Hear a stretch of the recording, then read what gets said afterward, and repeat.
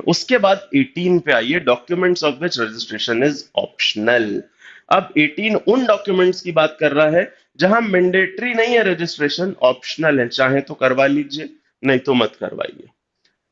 So documents of which registration is optional, any of the following documents may be registered under this act, namely, इनका आप करवा सकते हैं, जरूरी नहीं है, लेकिन अगर आप आएंगे तो रजिस्ट्रार आपको मना नहीं करेगा।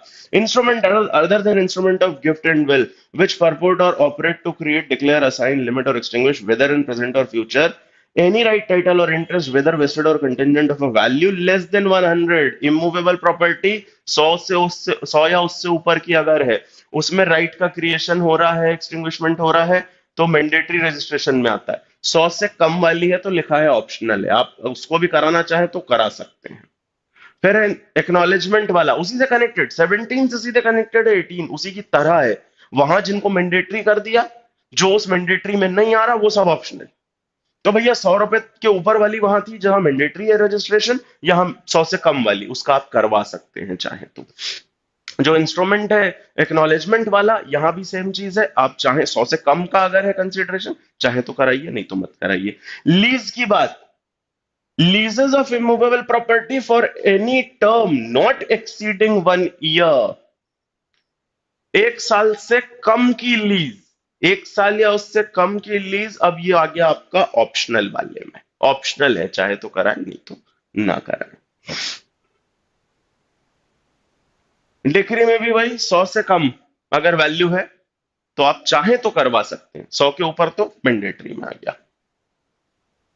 कोई मूवेबल प्रॉपर्टी में इंटरेस्ट, वहां अपन सारी बात कर रहे थे इमूवेबल प्रॉपर्टी 100 रुपए से ऊपर मैंडेटरी, मूवेबल प्रॉपर्टी की बात ही नहीं करी मैंडेटरी में। तो मूवेबल प्रॉपर्टी में अगर कोई इंटरेस्ट क्रिएट कर रहे हैं, कुछ कर रहे हैं, तो उसका ऑप्शनल है, चाहे तो करवा लें। विल, विल का अपन ने हर जगह एग्जाम्पशन में पढ़ा कि जरूरी नहीं है, तो will is an optional register, will requires optional registration, जरूरी नहीं कि आप कराएं।